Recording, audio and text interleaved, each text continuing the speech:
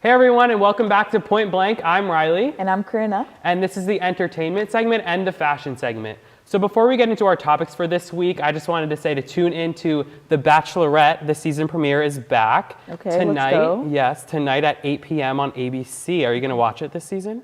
I'm going to be honest, I've never watched The Bachelor or The Bachelorette, but maybe this is the time that I get into it. Yeah, I mean, I'm not too excited for this season. I just felt like the person who was picked to be the Bachelorette was kind of a weird pick, Okay. but apparently it's supposed to be the most explosive season yet. I did So, hear Tyra mention that yeah. on Dancing with the Stars. I mean, they say that about every season, Okay. but who knows? Apparently there's a switch with the Bachelorette, some of the cast. I don't know. It's going to be crazy, but I guess we'll see tonight. You're right. Yeah, but we're going to get into Freeform's Halloween special. Have you seen the list of movies that were coming out for this month? I have. It's a bunch of dynamic movies like Charlie and the Chocolate Factory. Yeah. Willy Wonka. Like what? What's I up with didn't that? really think that was a Halloween movie, but I mean, maybe people are scared of the Oompa Loompas Yeah, I or guess the so. blueberry I guess scene. so. Who knows? I mean, my favorite Halloween movie, Hocus Pocus, is on there. It's on Okay. there a few times. What do you like about that movie?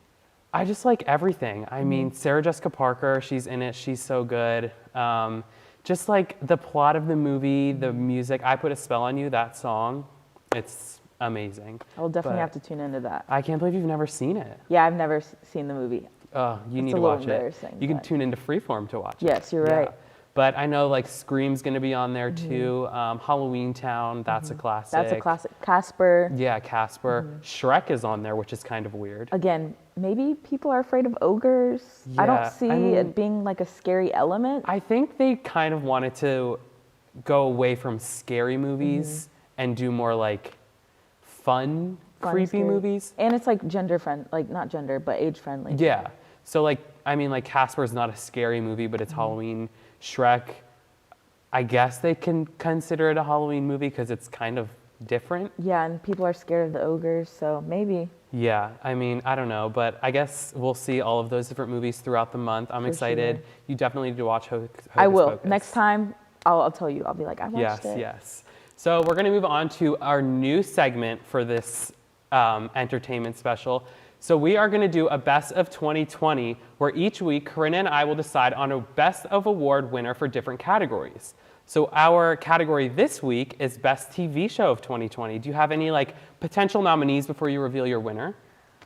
Okay, so again, I'm really big on medical shows. I like Grey's Anatomy, Private Practice, but weird, my mom got me into All American. Okay. Not quite sure why she watched it before I did, but during quarantine, I binge watched that. Okay. So is that your pick? Your All American for sure. And I think it comes back on in 2021. So Right. What about you? Okay, so I am not the best at watching shows, so I like switch back and forth between TV shows. I Right. can never really finish any. Really? I know.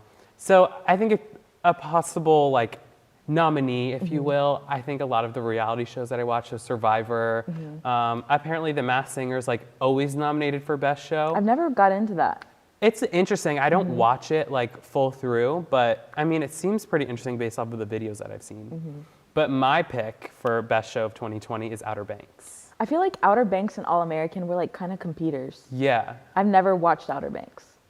I mean, I know the first episode, the first two episodes can be a drag, but the more you get into the show, like after every episode, I think there's like 10 episodes, it's amazing. Okay, I'm definitely gonna have to. I watched it like 5 times through. Seriously? It's so good. Okay, well, I'll do it for you. I'll do it Good, for you, good. Ryan. And maybe I'll watch All American. Yeah, you should. Yeah. We could talk about it. Yes, definitely.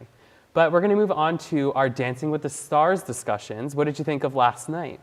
I'm not gonna lie. I think last night, 80s night, I wasn't a big fan of it. I think you can't. I mean, Disney night was spectacular, Yeah. and then you just went down to 80s night. Nothing against the 80s. I love the 80s. It's just something was different. It just seemed like they wanted to have a theme for the week, but they didn't really have like a discrete theme like Disney night or some of the other Exactly. themes that they have. They just made up 80s night and they're like, oh, okay. And they basically just did 80s songs. Yeah. So What did you think about it? I mean, there were some people who, I think the same people are standing out to me every week. Caitlyn, Neve, Sky's doing okay. I mean, I know you really like Sky, in some aspects. Yes. Justina, I know you like Justina too, Justina so killed she's it. doing good. What did you think of Johnny? I think his dance was good. Yeah. I don't think it deserved 2 10s. I don't know why the 10s are coming out so fast. I Yeah. know, like, for Sky, they did it. Personally, I think they did it because it was like an emotional connection. I mean, who wouldn't give her a 10? Yeah. She went through a lot, and the song that she chose was very personal to Cameron Boyce. But I just feel like Caitlyn could have gotten a 10. Literally anyone could have gotten a 10. I Yeah. just didn't see Johnny getting a 10. I think because the type of dance they did was so similar to figure skating that it was almost easy for him, but there was no like connection between the two of them in the dance. Like they barely danced together. And It was barely like, had eye contact. yeah, they were both separated the whole dance. And I think that this week was probably one of the only weeks that he will get a 10 because it's so similar to figure skating. Yeah. But when it comes down to like doing the tango or the rumba, like dances where you're like close to your partner, I don't think he does well in those type of settings. So I think that the contemporary was good for him, but I don't think it's going to not gonna indicate. stay. Yeah. All right. Any other people that stood out? I liked, okay, I know I talked a lot of smack about Nelly last week, how I didn't like his attitude, but I think he did better. This was, the judges said it was his best dance, so I definitely think that he did better, not where I think I don't know, he's a rapper, so I just thought he'd have a lot of energy, and like in his music he has a lot of energy, but it's not transcribing to his dancing, so I was very confused. Yeah, I mean, I also was not a fan of Nelly last week. I still am not a fan of him. I think this was his best dance, and I think that he is improving, but I think just the way he dances is just like, just doesn't sit well Yeah. with me. Like his shoulders are literally like Stiff. past his ears. Like that's how high they are. His moves, like, I think the only thing that like keeps him going is his enthusiasm towards the dance, which is great. Like definitely be super enthusiastic about it, and he's having a lot of fun, which is great. But like every time I look at his feet and I just see like the basketball shoes with the ballroom, He had to add his own little flair. it's just like, come on. Like I feel like it's not. I feel like it's disrespecting the ballroom dance. Yeah, there's a time and a place for like everything. there's so many different people from so many different aspects of like being a celebrity, but you don't see anybody else changing the shoe. That's true. I never thought about it Yeah, that way. like sports players don't change it. Vernon Davis had like, I just feel like that makes his body look weirder when he's dancing. Just like the way that he wears them and the way that they complement the costume, it just doesn't really. Yeah.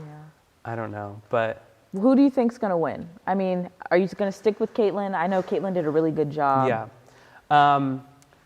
I want Caitlyn to win. Okay. I think she also has a really good chance at winning. Okay.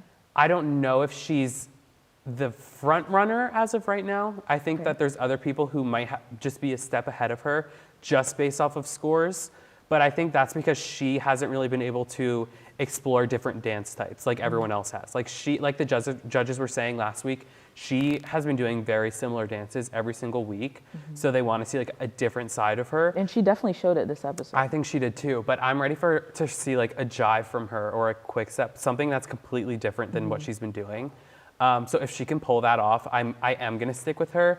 But again, I think Nev has a really good chance, just because I know he has a lot of the fan votes.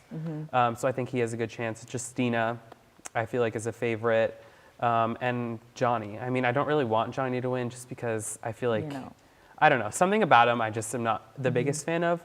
But I think those four are probably the front runners. I definitely think Nev, he fits in with any costume, like his hair. They do a really good job with his like hair, and I guess they wear makeup, but he does a really good job with that.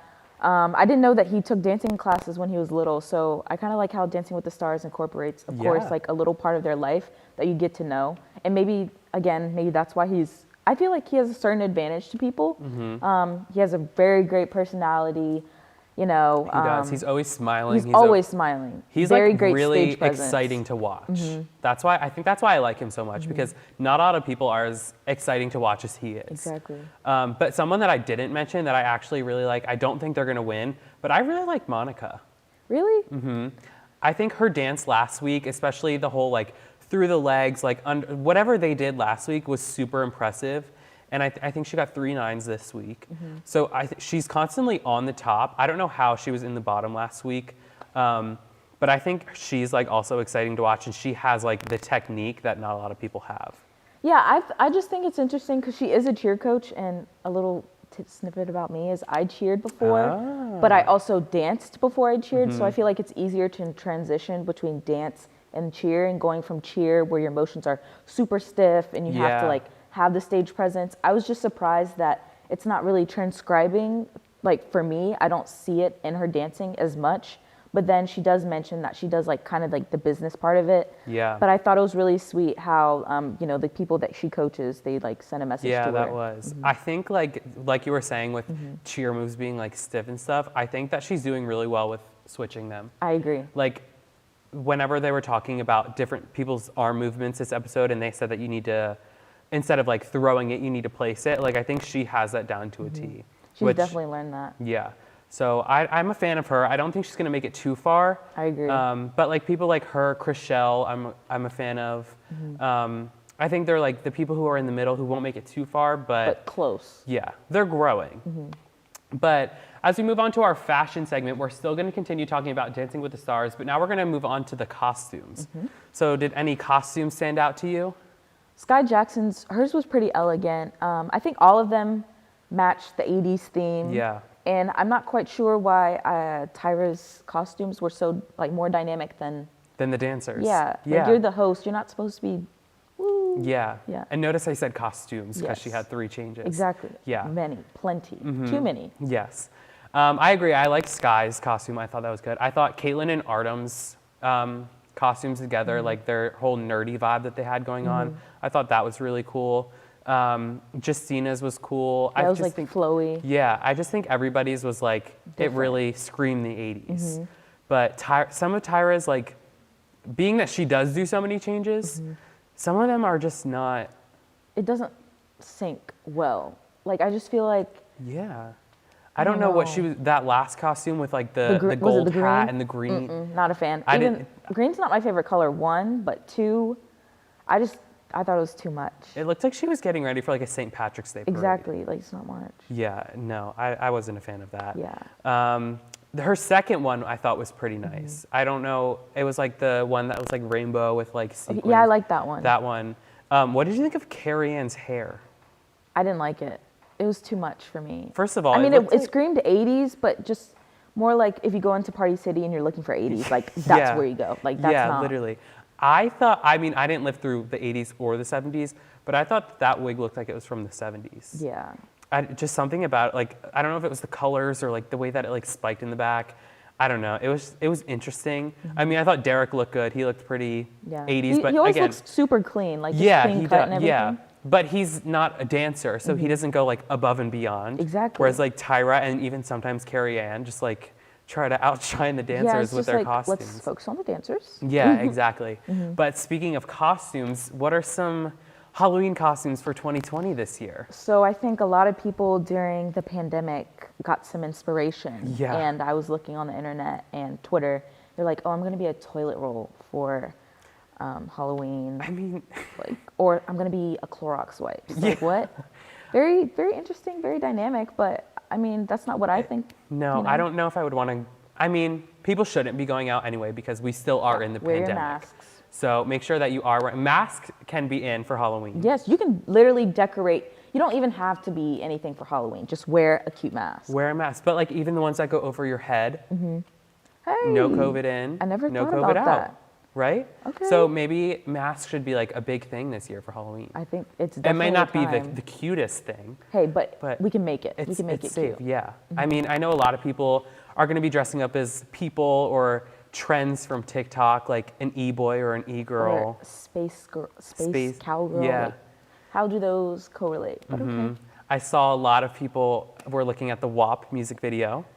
Oh, Yeah, wanted to See- dress up. Cardi B, Megan Thee Stallion, Kylie Jenner. they had a lot. Okay, I will give them that. They did have a lot of costume changes. Yeah, But I mean, you post it. What if your little cousin sees that? How are you going to explain yeah. that?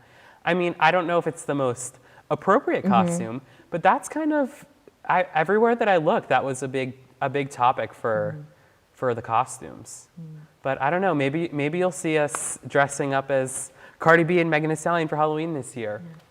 But that's all we have for entertainment, and we'll be right back with coronavirus updates after this quick break. High Point University is focused on preparing students for the world as it is going to be. There's a growth mindset in our institutional DNA. So while our campus growth is impressive, the true relevance lies in how HPU creates an innovative learning environment that fosters the entrepreneurial spirit in the minds, in the hearts, and in the souls of our students. This is High Point University. Extraordinary. I'll have the langoustine lobster ravioli. For you, sir?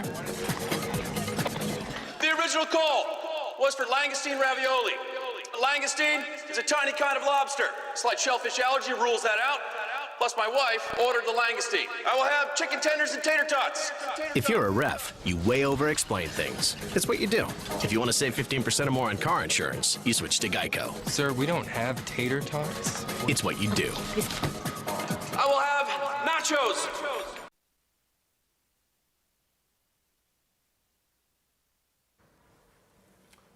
And welcome back to another edition of the Point Blank Coronavirus Update.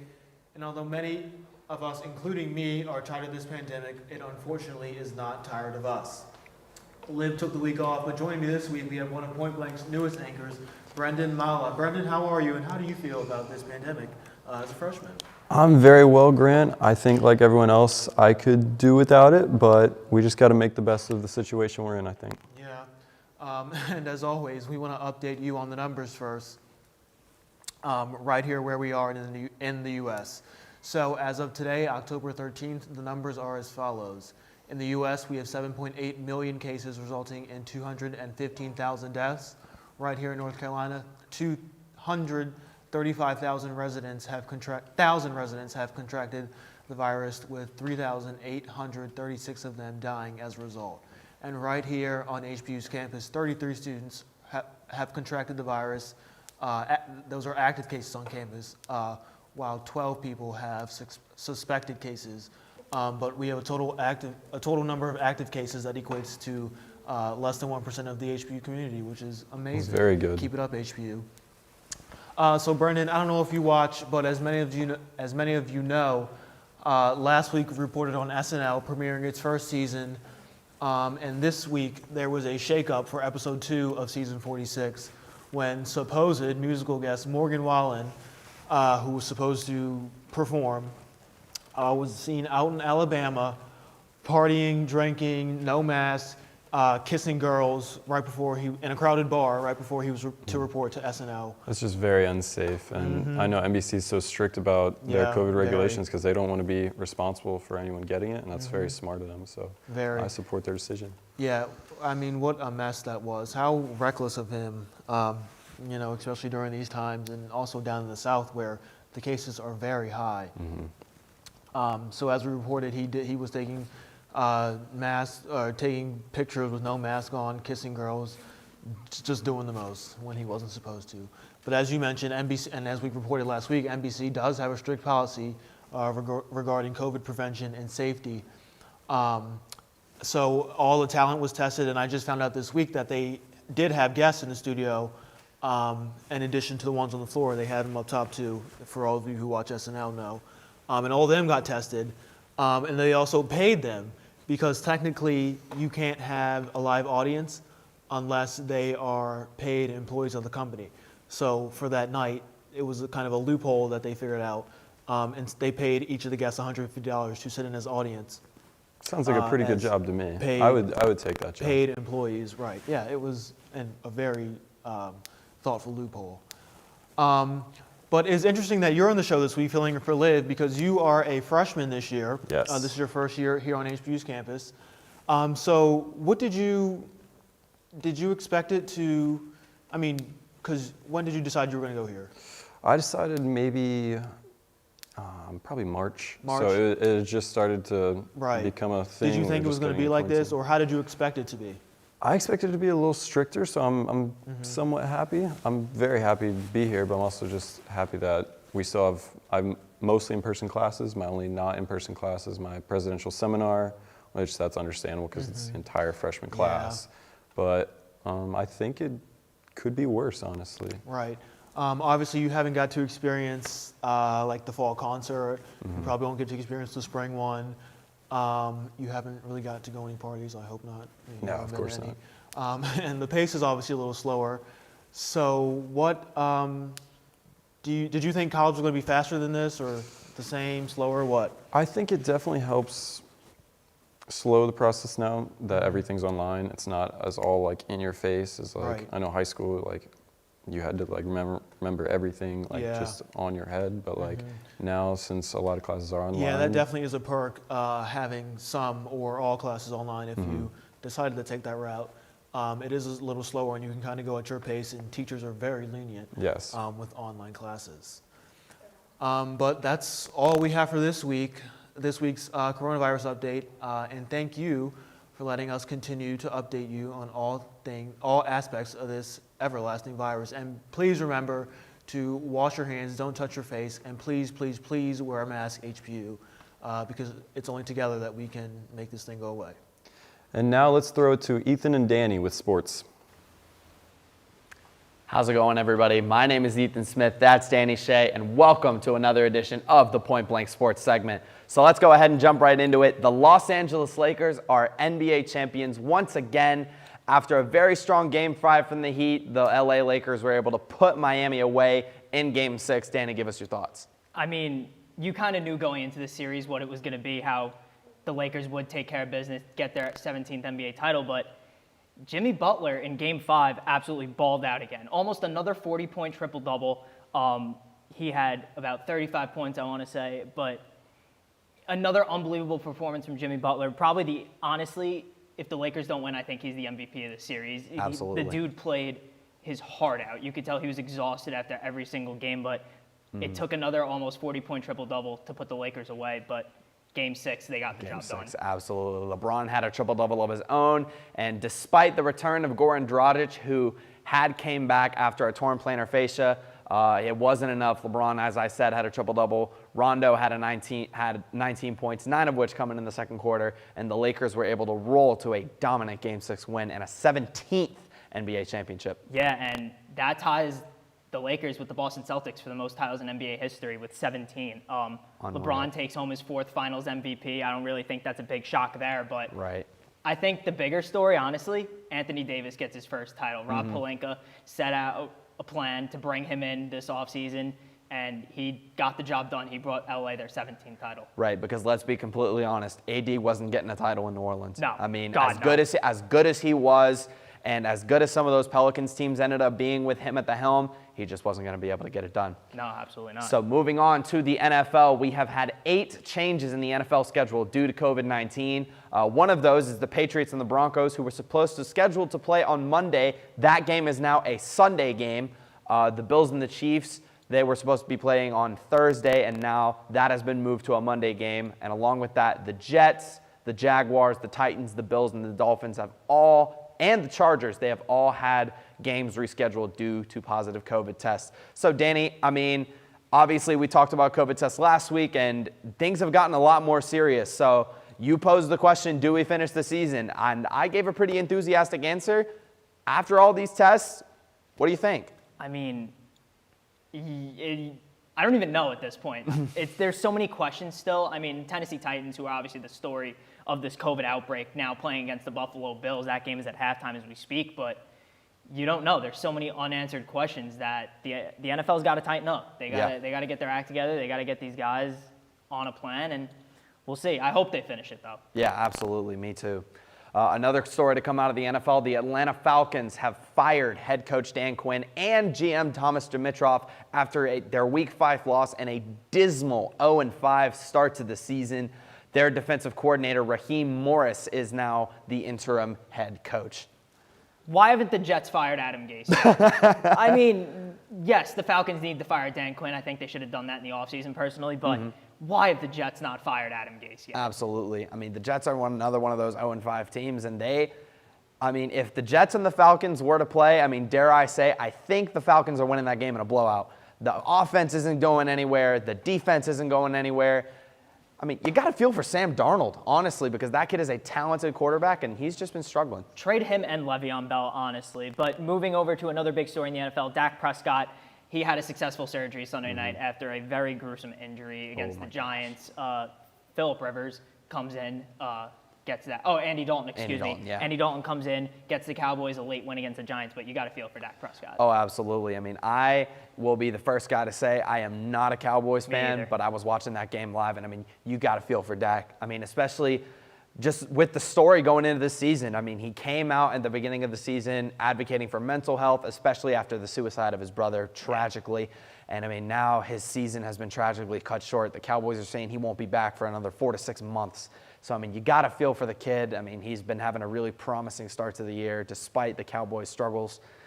I mean, there's nothing more you can say. I mean, glad the surgery went well, but I mean, pray for a speedy recovery. Let's shift it over to the MLB playoffs now. The ALCS, the NLCS, we are one step closer to the World Series. Let's start in the ALCS. The Houston Astros and the Tampa Bay Rays, not the New York Yankees as you predicted, but the Tampa Bay Rays come out to a 2-0 lead. Their game 3 is scheduled to have a first pitch tonight, 8:40. The Astros keep winning. Despite what everybody says, they got to the ALCS again. They took care of the Athletics in 4 games at Dodger Stadium. The Tampa Bay Rays took down the villain, though. They take down the New York, I would say arguably the World Series favorite New York Yankees head into the season after signing Garrett Cole to a $300 million deal in the offseason. But Aroldis Chapman giving up another big postseason home run. Yep. I mean, a lot of the hype going into this series was the Houston Astros. I mean, with all the controversy that they went through, I mean, like you said, they have been kept winning, but the Rays cannot be stopped. I mean, they've been able to take 2 very close games with them. I believe it was 2-1 in game 1, 4-2 in game 2. I mean, you can't count them out. I mean, it's been close, so I mean, we'll see what the Astros are able to do, but Tampa Bay have a commanding lead right now. I know. Let's switch it over to the NLCS, the LA Dodgers and the Atlanta Braves. That game is game 2 for the NLCS. 6-0 Atlanta right now, so taking care of business against the LA Dodgers so far, but they clean sweep the Miami Marlins. The Atlanta Braves did. The Marlins had their chances in games 1 and 2, but obviously a non-experienced postseason team unable to get the job done. Right, and I mean, a lot of people were talking about how talented the Dodgers roster was, but I mean, you take a look at Atlanta, you have a potential MVP candidate in Freddie Freeman, and I mean, obviously Ronald Acuna Jr., obviously the big name in Atlanta. I mean, they've been able to roll so far. I mean, 6-0 right now in game 2 against a team that many people were saying were World Series contenders. So yeah, I guess we'll just have to see how the rest of that series plays out, how the rest of this game plays out. Yeah, so your World Series prediction last week was wrong. Yes, it was. You picked the Padres and the Yankees, 2 teams who aren't even in the playoffs anymore. At least my prediction's still alive, though. Let's switch it over. NHL free agency. We saw some big names go to new places. Absolutely. Taylor Hall, arguably, I'd say the best free agent in the entire free agent class so far. He signs a 1-year deal with a very surprising team, the Buffalo Sabres. Wow. He goes there on a 1-year, $8 million deal. Arguably the best defenseman now, Alex Pietrangelo, signs a mega deal with the Vegas Golden Knights. He signs for 7 years at $61.6 million. That's $8.8 million per year. Defenseman Torrey Krug, he's going to go to the St. Louis Blues to take over that Alex Pietrangelo spot. He signed there on a 7-year, $45.5 million deal.